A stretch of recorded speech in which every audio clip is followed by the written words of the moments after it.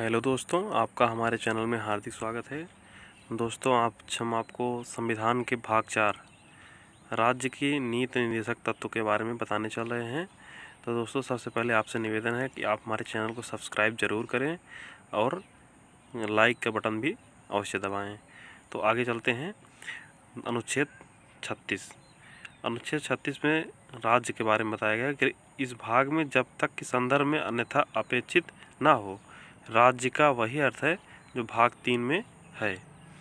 तो आगे चलते हैं। आगे चलने पे हमें अनुच्छेद 37 यानी कि 37 इस भाग में अंतर्विष्ट उपबंध किसी न्यायालय द्वारा प्रवर्तनीय नहीं होंगे, किंतु फिर भी इनमें अधिकथित तत्व देश के शासन में मूलभूत हैं और विधि बनाने में इन तत्वों को लागू करना राज्य का कर्तव्य होगा।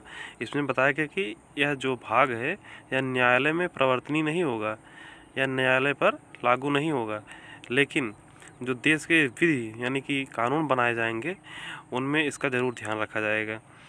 तो अनुच्छेद 38 में चलते हैं। राज्य ऐसी सामाजिक व्यवस्था की जिसमें सामाजिक, आर्थिक और राजनीतिक न्याय राष्ट्रीय जीवन की सभी संस्थाओं को अनुप्रमाणित करे, भरसक प्रभावी रूप से स्थापना और संरक्षण करके लोक कल्याण की अभिवृद्धि का प्रयास करेगा। तो दोस्तों, इसमें बताया गया कि राज्य सभी सामाजिक व्यवस्था जिसमें सामाजिक, आर्थिक और राजनीतिक न्याय राष्ट्रीय जीवन की सभी संस्थाओं अनुप्रमाणित करेगा और भरसक प्रभावी रूप से स्थापना और संरक्षण करके लोक कल्याण की अभिवृद्धि का प्रयास करेगा। अनुच्छेद 38 का सब क्लास 2 है।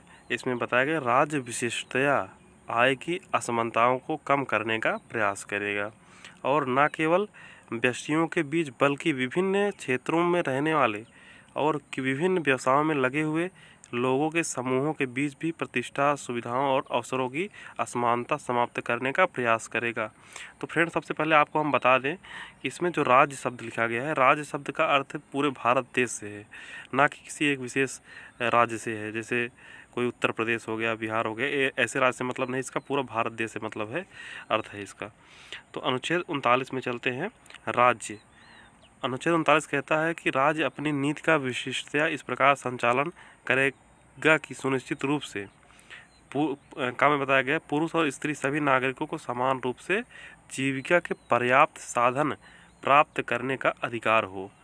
और खा में बताया गया है कि समुदाय के भौतिक संसाधनों का स्वामित्व और नियंत्रण इस प्रकार बटा हो जिससे सामूहिक हित का सर्वोत्तम रूप में साधन हो। और गा में बताया गया है कि अनुच्छेद 39 के गा में बताया गया कि आर्थिक व्यवस्था इस प्रकार चले जिससे धन और उत्पादन साधनों का सर्वसाधारण के लिए अहितकारी संकेंद्रण ना हो, यानी कि अहितकारी प्रभाव ना पड़े। तो आगे चलते हैं। घा में बताया गया है कि पुरुषों और स्त्रियों दोनों का समान कार्य के लिए समान वेतन हो। तो दोस्तों, राज्य के नीति निर्देशक तत्व में बताया गया है कि पुरुषों और स्त्रियों का समान कार्य के लिए समान वेतन हो। और घा के बाद अंगा है। अंगा में बताया गया कि पुरुष और स्त्री कर्मकारों के स्वास्थ्य और शक्ति का तथा बालकों की सुकुमार अवस्था का दुरुपयोग न हो और आर्थिक आवश्यकता से विवश होकर नागरिकों को ऐसे रोजगार में न जाना पड़े कि उनकी आयु या शक्ति के अनुकूल न हो। तो दोस्तों, इसमें बताया गया है कि किसी भी पुरुष या स्त्री या कर्मकार को शक्ति का तथा बालकों की सुकुमार अवस्था का दुरुपयोग न किया जाए और आर्थिक आवश्यकता से विवश होकर नागरिकों को किसी ऐसे रोजगार यानी कि कोई कठिन काम हो जिसमें न जाना पड़े कि जिसमें आयु या शक्ति के अनुकूल ना हो। तो आगे चा में चलते हैं। बालकों को स्वतंत्र और गरिमामय वातावरण में स्वास्थ्य विकास के अवसर और सुविधाएं दी जाए और बालकों और अल्पवय व्यक्तियों की शोषण से तथा नैतिक और आर्थिक परित्याग से रक्षा की जाए। यानी कि इसमें बताया गया कि बालकों की स्वतंत्र और गरिमामय वातावरण में स्वास्थ्य विकास के अवसर और सुविधाएं दी जाए और बालकों के अल्पवय व्यक्तियों की शोषण से तथा नैतिक और आर्थिक परित्याग से रक्षा की जाए। तो अनुच्छेद 39 का जो है, राज्य यह सुनिश्चित करेगा कि विधिक तंत्र अनुच्छेद 39 का बताया गया है कि राज्य सुनिश्चित करेगा कि विधिक तंत्र इस प्रकार काम करे कि समान अवसर के आधार पर न्याय सुलभ हो और वह विशिष्टतया यह सुनिश्चित करने के लिए कि आर्थिक या किसी अन्य निर्योग्यता के कारण कोई नागरिक न्याय प्राप्त करने के लिए अवसर से वंचित न रह जाए। उपयुक्त विधान या स्कीम द्वारा किसी अन्य रीत से निःशुल्क विधिक सहायता की व्यवस्था की जाए। दोस्तों, इसमें बताया गया है कि विधिक तंत्र इस प्रकार काम करे कि इसमें जो है कि कोई अगर आर्थिक रूप से कमज़ोर हो, निर्योग्य हो किसी कारण से, तो उसको न्याय सुलभ कराने के लिए राज्य व्यवस्था करेगा।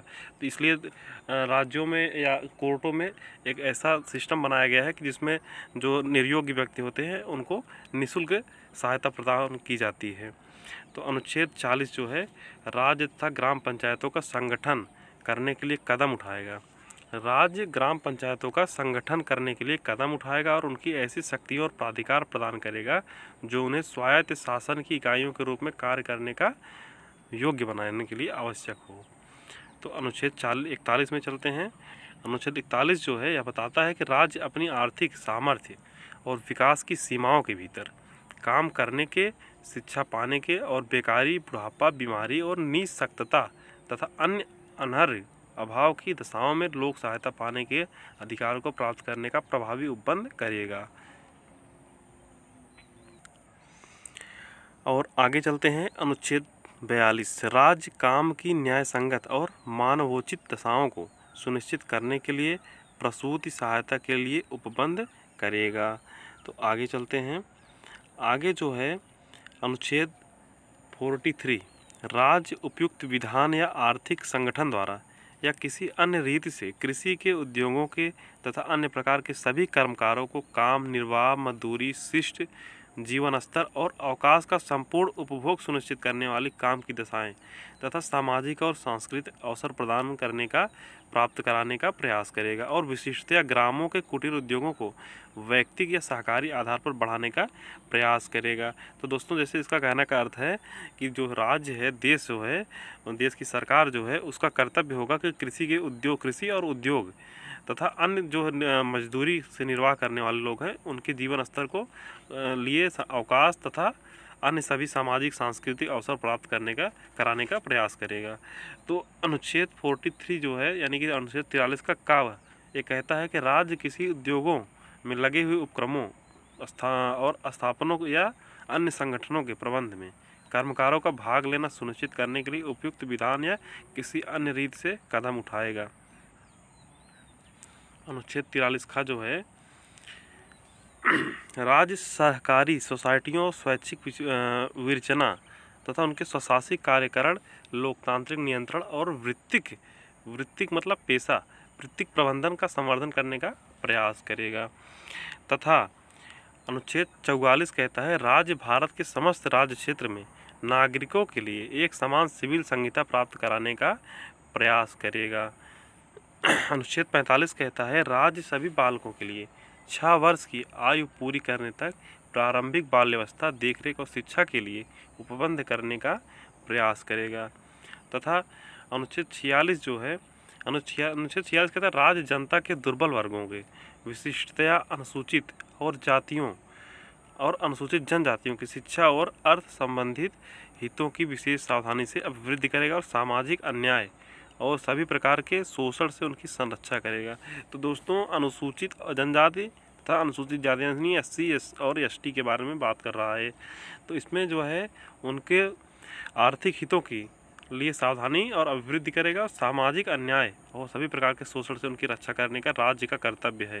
तथा अनुच्छेद 47 कहता है राज्य अपने लोगों को पोषाहार स्तर और जीवन स्तर को ऊंचा करने और लोक स्वास्थ्य के सुधार को अपने प्राथमिक कर्तव्यों में मानेगा और राज्य विशिष्टतया मादक पेयों और स्वास्थ्य के लिए हानिकर औषधियों के प्रयोजन से भिन्न उपभोग का प्रतिषेध करने का प्रयास करे। यानी कि राज्य अपने लोगों को पोषाहार यानी कि पौष्टिक आहार स्तर को, जीवन स्तर को ऊंचा करने का तथा लोक स्वास्थ्य में सुधार यानी कि समाज में जो उनके स्वास्थ्य जो है सामाजिक लोगों के उनमें सुधार करने का प्राथमिक कर्तव्य मानेगा।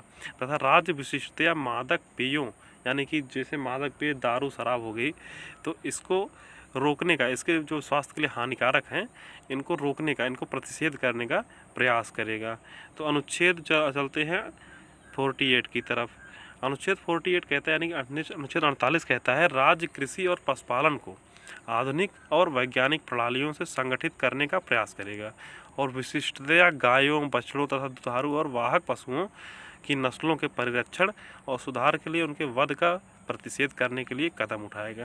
तो अनुच्छेद 48 में बताया गया है कि राज्य कृषि और पशुपालन को आधुनिक और वैज्ञानिक प्रणालियों से संगठित करने का प्रयास करेगा और विशिष्टता यानी कि मुख्य रूप से गायों और बछड़ों तथा अन्य दुधारू और वाहक पशुओं की नस्लों, यानी वाहक पशु जो हो गए, घोड़ा हो गया और ऊँट हो गए, इस सब इनके नस्लों और परिरक्षण में और सुधार के लिए उनके वध का प्रतिषेध करने के लिए कदम उठाएगा। और अनुच्छेद 48 का हमें जो बताता है कि राज्य देश के पर्यावरण के संरक्षण तथा संवर्धन और वन तथा वन्य जीवों की रक्षा करने का प्रयास करेगा। अनुच्छेद 49 में बताया गया संसद द्वारा बनाई गई विधि द्वारा या उसके अधीन राष्ट्रीय महत्व वाले घोषित किए गए कलात्मक या ऐतिहासिक अभिरुचि वाले प्रत्येक संस्मारक तथा स्थान या वस्तु का यथास्थिति लुंठन, विरूपण, विनाश, अपसारण, व्ययन या निर्यात से संरक्षण करना राज्य की बाध्यता होगी।